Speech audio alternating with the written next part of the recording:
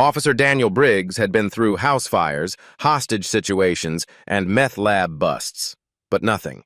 Not the screams, not the blood, not even the day his own partner got shot, could compare to the chill that crawled up his spine the moment his canine refused to step foot through that door. Shadow wasn't just any dog. He was trained by the Department of Defense, had served overseas, and once sniffed out a pipe bomb hidden beneath 5 feet of gravel. But on that Wednesday afternoon, in a quiet neighborhood in Oakwood Hills, Shadow did something he had never done in 6 years of service. He stopped, he stared, and he growled, low, guttural, primal, at a house that looked perfectly normal on the outside. The 911 call came in at 3:42 p.m. A neighbor had reported a bad smell and hadn't seen her elderly neighbor in over a week. Dispatch labeled it a standard welfare check, and Daniel, recently rotated back to patrol after 6 months on a federal task force, took it without thinking twice. The address was a modest, well-kept ranch-style home on a cul-de-sac. Lawns trimmed, cars parked neatly, no signs of forced entry, no screams, no signs of panic, just an unnerving stillness that didn't sit right. "Let's go, buddy," Daniel said, grabbing the leash as Shadow hopped down from the back of the cruiser. Shadow sniffed the air, tail wagging slightly at first. But as they stepped onto the front porch, something changed. The tail went rigid, the ears pulled back, and just as Daniel reached for the doorknob and gave the signal, "Clear," Shadow froze. The dog braced all 4 paws, planted firm like concrete, and let out a low, vibrating growl that Daniel felt in his chest. "What's the matter, boy?" he whispered. "You're supposed to go in." Shadow didn't move. Daniel crouched beside him, checked his eyes, ears, nose. No signs of pain or injury. But the dog's stare was locked on the wooden door like it was a threat. He stood up slowly and knocked. No answer. He knocked again, louder this time. "Police department, anyone home?" Still nothing. Shadow backed up slightly, his hackles raised, his growl deepening. That's when Daniel smelled it. Not strong, not yet, but it was there. Metallic, faintly sweet, and unmistakable to any cop who'd been on the job more than a month. Blood. The door was unlocked. Daniel announced himself again, pulled his sidearm just in case, and pushed it open. "Police department, I'm coming in." The first thing that hit him was the warmth. The thermostat must have been set high because the air was thick and stale. The second thing was the music. A slow jazz tune playing softly from somewhere deeper in the house. The third was the smell. Iron, fat, something cooking. "Shadow," he whispered again and tugged the leash gently. The dog whined but held his ground. "Fine, you hold position." Daniel stepped in alone. The house was neat. A little too neat. Magazines lined up on the coffee table. Mail stacked in perfect order on the hallway console. A faint trail of what looked like tomato sauce ran from the front door to the kitchen tile. But it wasn't tomato sauce. He knew that now. As he stepped into the kitchen, a slow cooker simmered on the counter, releasing steam. A woman stood at the sink. She turned slowly when she heard him. Her eyes were red, her lips cracked. She wore a yellow apron with a flower pattern. A name tag on her blouse read Marissa. "Mrs. Keller?" Daniel asked, his voice low but steady. She nodded. "Your neighbors were worried about your husband." She wiped her hands on the apron. "He left town. Conference in Boston." Daniel glanced at this calendar on the fridge. No travel dates, no reminders, no itinerary. "You mind if I take a look around?" She hesitated just a split second, then smiled. "Sure." As Daniel moved toward the back of the house, Shadow barked from the front porch. One loud, sharp bark, then another, then 3 in a row, alert pattern. Daniel spun. The dog was staring directly at the slow cooker. Love stories like this? Don't forget to subscribe to our channel Heroes for Animals for more real-life tales of bravery, instinct, and the incredible bond between dogs and humans. Daniel's stomach dropped. He turned back to the kitchen. "What's cooking?" Marissa froze. "Just beef stew, my husband's favorite." He walked toward the counter. "No need to touch that," she said quickly, stepping forward. Daniel moved faster. With one quick motion, he lifted the lid. What he saw inside would haunt him for the rest of his life. A hand, a human hand, pale and bloated, floated in the middle of a stew of potatoes, onions, and carrots. The fingernails were intact. The ring finger bore a thick gold wedding band. He didn't yell, didn't reach for his radio. He simply stepped back, weapon drawn, and said, "Marissa Keller, don't move." She looked at him, blankly at first, then calmly walked to the sink and reached. Too fast. Daniel reacted on instinct. "Hands up!" She stopped. Shadow barked again from outside. "Step back, ma'am, slowly." Marissa held up her hands, breathing heavy now. "I didn't mean to," she whispered. "He said he was leaving. Said he was done with me. He couldn't just leave. Not after everything. I gave him my life." Daniel moved in, cuffed her hands behind her back without a word. As he read her rights, the only sound in the room was the slow bubble of the pot still simmering behind them. Outside, Shadow sat by the cruiser, eyes still locked on the house. He hadn't needed to see what was in the pot. He'd already known. The cuffs clicked around Marissa Keller's wrists with a sharp finality that echoed off the spotless kitchen walls. Her hands were trembling now, not in fear, Daniel thought, but in exhaustion. She didn't fight. She didn't scream. She just deflated. Like a balloon that had been slowly losing air for days and finally gave out. Daniel kept one eye on her while reaching for his radio. "This is Officer Briggs, badge number 9417. I need immediate backup at 742 Waverly Drive. Suspect in custody. Possible homicide. Secure a forensics unit and notify the coroner." There was a pause on the line before the dispatcher responded. "Say again, 941 did you say homicide?" "I did," Daniel said, voice tight. "We have remains, human remains. Tell them to bring full gear. This house is a crime scene." Shadow whined at the threshold, still refusing to enter. Daniel met his eyes for a second. There was no fear in the dog's face, only certainty. He knew. Daniel walked Marissa outside and sat her down on the porch steps, out of sight from the kitchen window. He didn't want her looking at that pot again. Shadow sat protectively at Daniel's feet, never once taking his eyes off her. "You want to tell me what happened, Marissa?" Her eyes flicked toward him, bloodshot and empty. "He said I was boring, that I wasn't the woman he married, said he met someone new, a graduate student, 26, blonde, wrote poetry." Daniel stayed quiet. "He packed his bags 2 weeks ago, said he'd be back for his things after the conference, but I knew he was lying. There was no conference." Her voice drifted like a woman sleep-talking. "I tried to reason with him, begged, cried, promised I'd change. He laughed at me." A tear rolled down her cheek, but she didn't wipe it. "So I waited until he went down to the basement to get his suitcase. Then I followed him with the meat mallet." She exhaled, long and hollow. "It only took one hit." Daniel didn't move, didn't speak. His training told him to remain neutral, to gather information without leading the subject. But inside, his stomach had turned to ice. The first backup unit arrived 5 minutes later. Officer Dina Walsh and a rookie named Caleb Martinez. Both went pale when Daniel briefed them on what they'd find in the kitchen. "You sure you want to see it yourself?" Daniel asked. Dina gave a stiff nod. "If we're doing paperwork tonight, I'm not letting you take all the trauma credit." They stepped inside with gloved hands and crime scene kits. Daniel turned back to Marissa. "I need to know where the rest of your husband is." She blinked as if genuinely puzzled. "I don't know, I lost track." He frowned. "What do you mean you lost track?" "I tried to portion him out. The big pieces went in the freezer. Some I tried to burn in the backyard fire pit, but it smelled too strong. I think the neighbors noticed, so I stopped." She looked down at her knees. "I thought if I cooked what I could, maybe it would just go away. Disappear, you know?" Daniel didn't respond. There was nothing to say to that. While the scene was being locked down, Daniel took Shadow around the perimeter of the house. The dog sniffed eagerly now, energized by the surge of adrenaline and the scent of blood in the air. They paused by the shed in the backyard. Shadow stopped, sat. Daniel opened the door. Inside were garbage bags, heavy, leaking.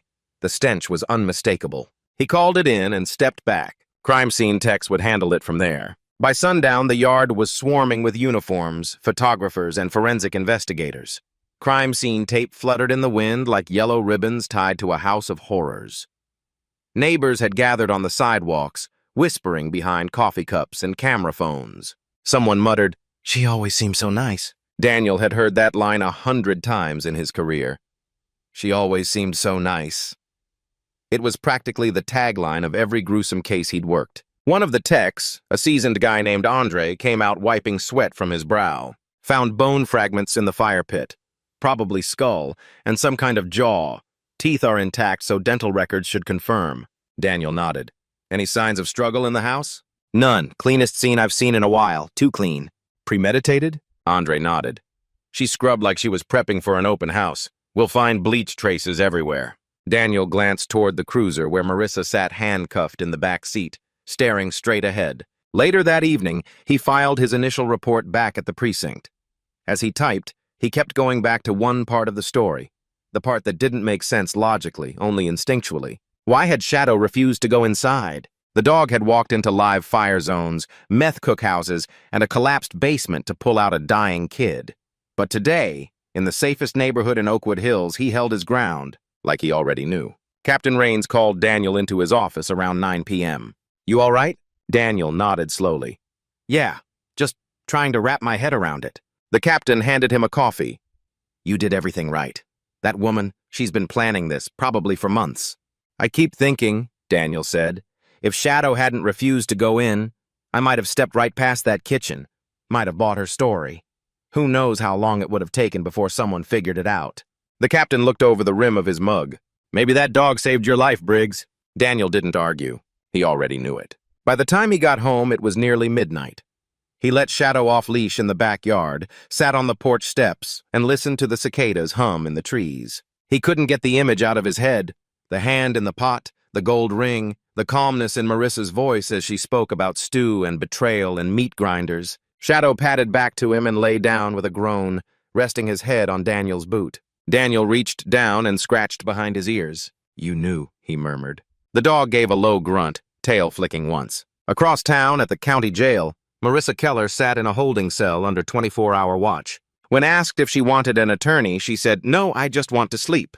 When asked if she regretted what she did, she said nothing at all. But before she turned away from the guard, she whispered something almost too soft to hear. "He said he was going to leave me like I was trash." And then she smiled. The following morning brought fog and silence over Oakwood Hills.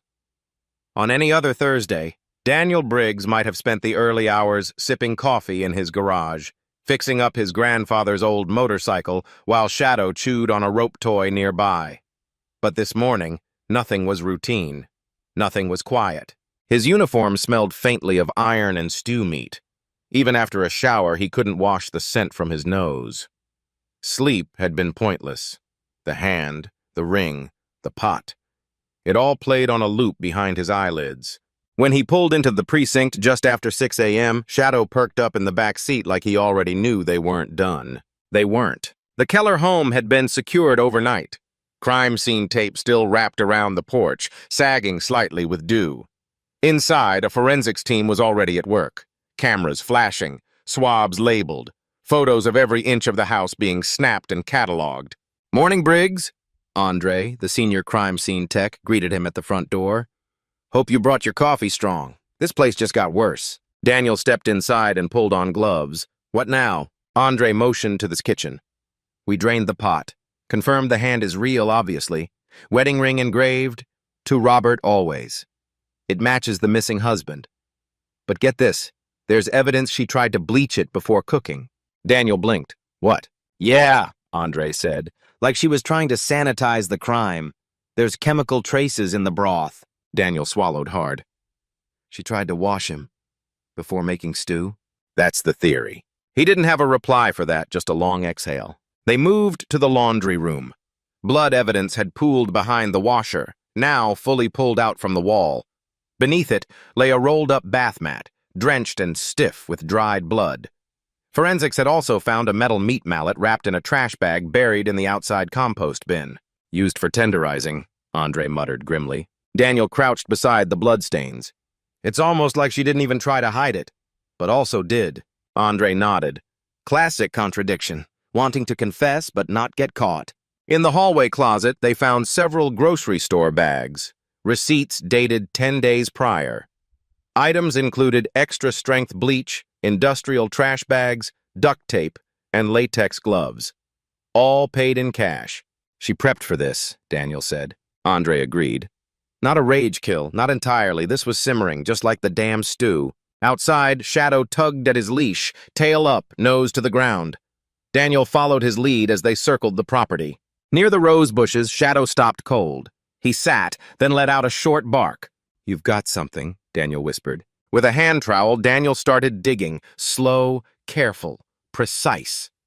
A few inches down, he struck metal, a burnt tin box. Inside, wrapped in layers of charred cloth, was a stack of partially melted ID cards, credit cards, and a flash drive. At the bottom was a small, half-burned photo, Robert Keller and Marissa on their wedding day.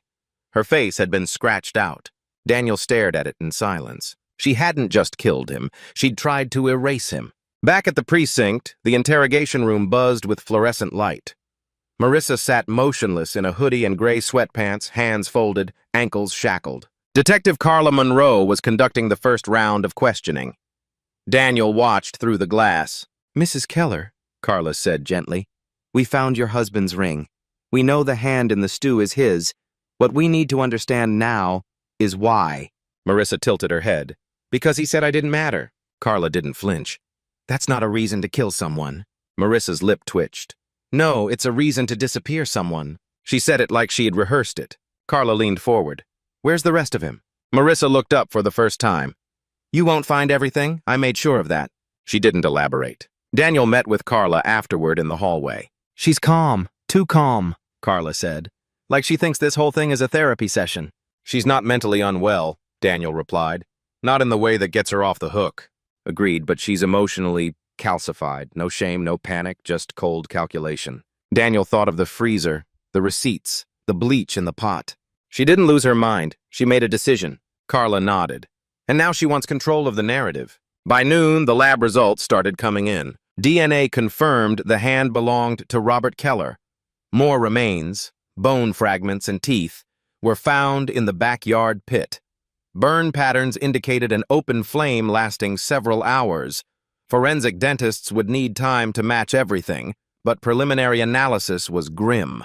In the garage freezer, vacuum-sealed meat packages were labeled with dates, but not meat types. They were frozen solid. Human tissue would need to be slowly thawed before analysis. One of the rookies vomited in the grass when he saw it. Daniel walked back to the cruiser where Shadow waited patiently. He opened the back and let the dog out, then sat beside him on the curb. "You knew, didn't you?" he whispered, rubbing behind Shadow's ears. "Before I saw the kitchen. Before she said a word. You smelled it, you knew it wasn't right." Shadow leaned against his leg, eyes calm, breath slow. Daniel looked at the house. "Good boy," he said. That afternoon, a press release went out. "Woman arrested in gruesome domestic homicide" was the headline that hit every local paper. Online, the story spread fast. It wasn't long before national outlets picked it up. The term stew pot killer trended for the rest of the day. The department issued a formal statement crediting Officer Briggs and his canine partner Shadow for their quick thinking and restraint in uncovering a potentially concealed murder. But Daniel didn't care about press. He couldn't stop thinking about the way Marissa smiled when she said, "I made sure of that." That night, he and Shadow sat in silence again, this time inside the house. The TV on low volume, pizza box half finished on the table. Daniel finally picked up his phone and called his sister Maggie. "Hey," he said. "You okay?" she asked immediately. "Yeah, just needed to hear someone not lying." Maggie was quiet for a second. "I saw the news. Jesus, Danny, was it really that bad?" He looked at Shadow, then at his still-worn boots, stained faintly at the soles. "It was worse." The day after the arrest, the town of Oakwood Hills woke up with a hangover of disbelief. News trucks parked near the crime scene. Neighbors whispered like the tragedy might leak through the picket fences. And at the center of it all, the Keller home, once a model of suburban charm, was now sealed behind crime tape, its manicured lawn tainted with morbid curiosity. Inside the precinct, Daniel Briggs stared at the whiteboard in the case room. It had become a morbid collage. Photos of the backyard fire pit, close-ups of the severed hand, evidence bags tagged freezer remains. At the center sat Robert Keller's DMV photo, smiling, unaware he would become a cautionary tale carved into headlines. Daniel took a sip of lukewarm coffee. Shadow lay nearby, head on his paws, eyes watching every movement. Detective Carla Monroe entered with a slim manila folder. "Got the psych profile." "Already?" "Fast-tracked," she said, handing it over. "Captain wants a clearer picture before the DA starts talking plea deals." Daniel flipped through the pages. scanning notes from the forensic psychologist who had conducted Marissa's initial screening. Borderline narcissistic traits, no signs of psychosis, extremely high emotional suppression, elevated indicators of abandonment trauma. She's not insane, Carla said, reading his face. She's just angry, calculated, and emotionally numb. Daniel nodded. A killer who still loads the dishwasher. Later that morning, the team returned to the Keller home with a fresh warrant, this time to search the attic and garage thoroughly. Forensics had been thorough on the main floor and backyard, but with Marissa's last cryptic remark, "You won't find everything," no one was taking chances. The garage was dim and musty. Tools hung neatly on the wall. A riding mower sat under a tarp, but the deep freezer at the far end still buzzed like an accusation. Daniel opened it. Several bags remained, each one vacuum-sealed, stacked like leftovers. But this time, something caught his attention, a canvas bag tucked underneath the frozen meat. He pulled it out. Inside were legal documents, Robert's life insurance policy, his birth certificate, and, most telling of all, a signed divorce petition dated 2 days before he disappeared. "She knew it was coming," Daniel said to Andre, who stood beside him. "She didn't just react. She planned this." Andre pulled out a printed email thread between Robert and a local divorce attorney. The last message read, "Finalizing on Friday. She doesn't know yet. Pray it goes quietly." It didn't. Upstairs in the attic, Carla and 2 officers sifted through old boxes of books and holiday decorations. Near the far wall, Shadow sat abruptly and growled. Daniel joined them and watched the dog nudge a large plastic storage bin with his nose. "Got something?" Daniel asked. Carla popped the lid. Inside, wrapped in bed sheets, were several severed fingers, each one bound tightly in gauze. Daniel turned away, his jaw tightening. "Jesus," one officer muttered. They were trophies, Carla whispered. "Or maybe just what was left." They found another zip bag underneath containing a blood-soaked photo album. The images had been partially burned, but not beyond recognition. Wedding pictures. Robert teaching at the university. Marissa smiling, then slowly, across pages, not smiling at all. In the final photo, Robert stood alone on a beach. The picture had been stabbed repeatedly through the face with something sharp. Back at the station, Daniel sat alone in the report room with Shadow curled up at his feet. The weight of it all pressed in. The violence wasn't the hardest part, not for a cop. It was the intimacy of it, the closeness, the sheer domestic normalcy of the setting turned grotesque. This wasn't a crime of passion. It was a crime of erosion, the slow rot of resentment, the buildup of bitterness so thick it spilled into horror. And through all of it, Shadow had sensed something before Daniel ever touched the doorknob. Captain Rains entered quietly and slid a fresh report across the table. "Ballistics and toxicology came back," he said. "No gunshots, no tranquilizers. Cause of death matches what she said, blunt force trauma to the skull. The mallet was clean. Well, as clean as a murder weapon can be." Daniel looked up. "Why keep the fingers?" The captain shook his head. "We may never know, but between you and me, I think she wanted to remember hurting him, piece by piece." Daniel didn't respond. The captain leaned against the wall. "Media's calling her the stew-pot widow now. DA's thinking life without parole. No insanity plea's gonna stick." "And Shadow?" Daniel asked. The captain smiled. "Public Affairs wants to nominate him for a local valor award. He may have saved your life." Daniel gave a faint nod. He saved the truth. That night, Daniel sat on his back porch again, same spot as the night before. But something about the air felt heavier, more still. He tossed a tennis ball into the yard. Shadow bolted after it, eager, fast. For a moment, Daniel let himself smile. "Good boy," he said as the dog returned, tail wagging. The smile faded as he looked at the stars. There was no peace in justice, only closure. And sometimes even that came with splinters. Meanwhile, in her solitary cell at the county jail, Marissa Keller lay awake, staring at the ceiling. She hadn't spoken all day, hadn't eaten either. She simply lay on her bunk, hands folded across her chest, whispering something to herself that the night guard couldn't quite hear. When he passed her cell again, he paused and leaned closer. She was humming. It took him a few seconds to realize it was the same jazz tune that had been playing in her kitchen the day Daniel walked in. The stew had boiled. The story had simmered. And now, all that was left were scraps of a woman no one really knew, and a husband who never got to leave. The courtroom was silent, sterile and humming with tension, when Marissa Keller entered in her orange jumpsuit and shackles. Her hair had grown longer since her arrest, now streaked with gray and pulled back in a loose braid. She didn't look like a killer. She looked like someone's aunt, someone who might knit, bake, or volunteer at the church book drive.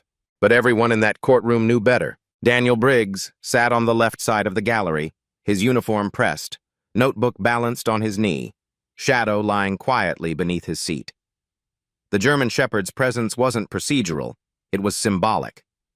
Shadow wasn't just a K9. He was the one who refused to go inside. The one who knew, somehow before anyone else, that evil was simmering on that stove. The prosecution called it one of the most methodical and unsettling domestic homicides in recent county history. The defense. They played the mental health card, claimed Marissa had suffered years of psychological abuse, that her emotional breakdown resulted in an extreme dissociative state. But the evidence didn't lie, and neither did the freezer, the pot, or the fire pit. Daniel watched from the gallery as Assistant District Attorney Haley Rhodes presented the timeline. The jury remained silent, eyes fixed, faces pale. Robert Keller had initiated divorce proceedings 2 days before his murder. He had been sleeping in the guest room. He had called his brother the night he was killed and left a voicemail that said, "She's not taking it well. I'm staying calm, but I'm scared." The jury heard that voicemail. Some visibly flinched. Rhodes played security footage of Marissa buying bleach, trash bags, and a meat grinder. She entered the local home and ranch supply in a floral sweater and left with murder prep in her trunk. She smiled at the cashier. The digital trail was airtight. Receipts, emails, deleted texts recovered from her phone. The Google search history clinched it. How to cook large meat bones. Can human fat be burned in backyard fire? What does rotting flesh smell like? One juror turned green and covered her mouth. When it was Daniel's turn to testify, he stood tall and told the truth. About the smell. About Shadow's refusal. About the moment he removed the lid and saw the hand, skin cracked, wedding band still attached. He tried not to look at Marissa. But once he did, and she was already looking at him, expressionless, as if she were watching a documentary she'd already seen a dozen times. He glanced down at Shadow, who sat calmly at his feet, eyes on the jury, tail still. A presence, a reminder. The dog who knew. Back at the precinct, Daniel sat with Carla Monroe and reviewed the final forensic package. The trial was nearly over, but one piece remained unresolved. "What about the burner phone?" Daniel asked. Carla handed over a bagged phone, recovered from a false ceiling panel in the master bedroom. "One text sent from it," she said, "to a number in town registered to a Samantha Carter, graduate student at the university, English Lit." Daniel frowned. "The one Robert was supposedly having an affair with?" "Yeah." She never responded. Said she didn't even know Robert beyond one class he guest lectured. But the text said, "Get this, he's yours, come get him." Come. "So she baited her?" Daniel said. Carla nodded. "She wanted this girl to show up. Maybe find the body, maybe be blamed, or maybe just to watch her crumble knowing she was too late." Daniel leaned back, his mind spinning. "She didn't snap," he said quietly. "She wanted someone to see the fallout." The verdict came in on a Friday. Guilty on all counts. First-degree murder, abuse of a corpse, tampering with evidence, obstruction. Marissa showed no emotion, no tears, no pleading. She declined to speak before sentencing. But after the hearing, while being led out of the courtroom, she turned to Daniel and said, "You think I'm the monster, but I was just the final act. He made the stage." Daniel said nothing. He didn't have to. Shadow, sitting in the hallway outside the courtroom doors, gave a soft growl as she passed. It was the only sound anyone heard. Weeks later, as the town moved on and the news vans disappeared, Daniel found himself thinking more about what could have happened. If Shadow hadn't stopped at the door, if he'd listened to the lies, if he hadn't smelled what no one else could. One day, while jogging with Shadow at the old abandoned trail behind the high school, Daniel stopped near the ridge and looked out across the trees. "Did we get all of it?" he asked out loud. Shadow sat, ears alert, nose twitching. Daniel reached into his vest and pulled out the commendation plaque Shadow had received. For bravery and exceptional instinct in active duty, and smiled. "Still don't know how you do it." Shadow gave a small huff like he was tired of the praise. Daniel laughed. "All right, let's go." Later that night, Daniel went back to the Keller case file one last time. There was one more photo he hadn't been able to look at, one from the attic of the burned wedding album. He opened it. In the photo, Marissa sat on a bench beside Robert. She wasn't smiling. In fact, she looked away from the camera, toward something or someone not in the frame. A shadow blurred the edge of the shot. He flipped to the last page. A handwritten note had been tucked into the back of the album. Missed during evidence collection, it had just resurfaced. It read, "If he leaves, I disappear. If I disappear, no one remembers me. But if he disappears, I become the story. M." Daniel stared at the paper. He thought about all the crime scenes he'd been to, the blood, the weapons, the aftermath. But this one? This one was about identity, about control, about vanishing in reverse. That weekend, the town held a canine recognition ceremony in the Oakwood Hills Civic Center. Local families brought their kids. The mayor handed out medals, and when Shadow walked across the small wooden stage wearing his vest and badge, the room erupted in applause. He didn't bark, didn't perform, just stood still, like a soldier. Daniel knelt beside him, accepted the certificate, and spoke briefly. "I've been in law enforcement for 15 years, seen some darkness. But this case reminded me, evil doesn't always come with a weapon. Sometimes it wears a smile. Sometimes it serves you dinner." He paused. "And sometimes the one who saves you doesn't speak at all. He just refuses to go in." 6 months had passed. The leaves had turned gold in Oakwood Hills, and the house on Waverly Drive had been sold. The new owners repainted the shutters, planted petunias, and tried not to flinch whenever a neighbor whispered, "That was the Keller place." But no amount of new paint could bleach out a memory like that. Daniel Briggs no longer patrolled the streets. After the Keller case, he took a promotion, senior field investigator, overseeing major crimes across 3 counties. It was more desk work, more case files, and fewer sudden calls to face horror behind a front door. But he still rode with Shadow every day. The dog, now 7 years old, had grown a little grayer around the muzzle, but the fire in his eyes remained. He still perked up at the sound of sirens, still growled at strangers who lingered too long near Daniel's truck, still refused to enter a home unless he felt it was safe. And Daniel? He had never trusted another creature, man or dog, more in his life. The town had moved on in the way small towns always do. People talked about it in the barber shop, murmured about it in the church lobby. A few true crime podcasts picked up the story, dubbing Marissa the Stew Widow and speculating about whether she had killed before. But Daniel knew the truth. It hadn't been about practice. It had been about purpose. Marissa had wanted the last word. And in a way, she got it. Her trial made national news. Her courtroom stills became memes. Her mugshot was shared over 3 million times. But she never spoke again.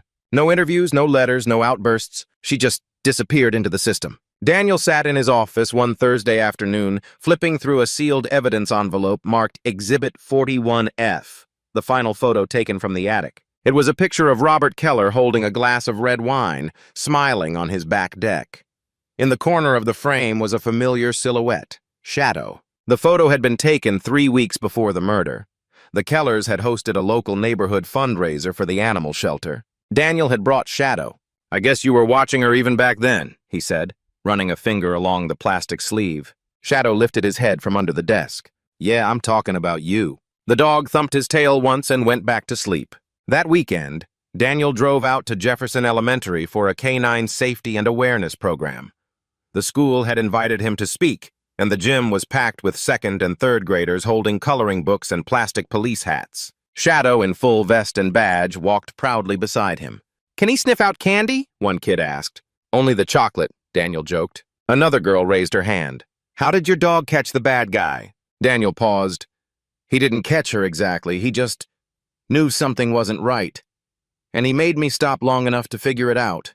The kids clapped like he'd told them a superhero story, and maybe in a way he had. Later that day, Daniel sat in his truck outside a familiar building, the county jail. He hadn't been back in months. He asked to see her. They brought Marissa into the visitation room in standard orange, still quiet, still composed. No shackles this time, just an armed guard nearby and a layer of thick glass between them. She picked up the phone. Daniel did too. "What do you want?" she asked. "I don't know," he said honestly. "Maybe I thought you'd tell me why." She tilted her head. "I already did." "No," Daniel said. You told me what he did, not why you did what you did. Marissa leaned closer to the glass. He wanted to make me invisible. I chose something louder. Daniel stared at her, wondering how a person could say something like that so calmly. You didn't just end his life, he said. You tried to erase him. Her mouth twitched. I erased myself too, that was the point. He stood. We found your journals, your letters, the planning. You didn't snap, you chose. I did. He looked down at the phone, and Shadow knew. She smiled, just for a second. He's a good dog. Daniel didn't reply. He hung up the phone and walked out. Outside, the sun was setting. Shadow sat by the truck, tail wagging slowly. He stood up as Daniel approached, leaning into his handler's leg. Daniel knelt and scratched behind the ears. She said you're a good dog. Shadow gave a little huff. She's wrong, you're the best. They stood together in the gravel lot, watching the sky turn from orange to purple. No words. No need. Months later, a memorial was unveiled at the Oakwood Hills Police Department. Not for Robert Keller, not for Marissa. For Shadow. A bronze statue, life-sized, standing alert, was placed near the flagpole outside the main entrance. The plaque read, Canine Shadow. For refusing to ignore what others might have missed. For protecting his partner. For making sure the truth had a voice, without ever speaking a word. Daniel retired the following year. Not from law enforcement entirely, he stayed on as an advisor, but from the Daily Beat. Shadow, too, was retired with full honors. They moved to a cabin on the edge of the Smoky Mountains, where mornings were quiet, trails were endless, and neither man nor dog had to explain themselves to anyone. Shadow still barked at the occasional hiker, still chased squirrels with teenage energy. But his patrol days were done. And Daniel was okay with that, because some stories don't need sequels. Some just need to be remembered. Thank you for following the story of Officer Daniel Briggs and Canine Shadow. At Heroes for Animals, we're proud to bring you real and inspired stories that celebrate the incredible instincts, loyalty, and courage of working dogs across the world. Now we'd love to hear from you. Have you ever had a moment where a dog sensed something before you did? Or maybe you've known an animal who just knew when something wasn't right? Tell us your story in the comments below. We read every single one. And don't forget to subscribe for more powerful animal hero stories.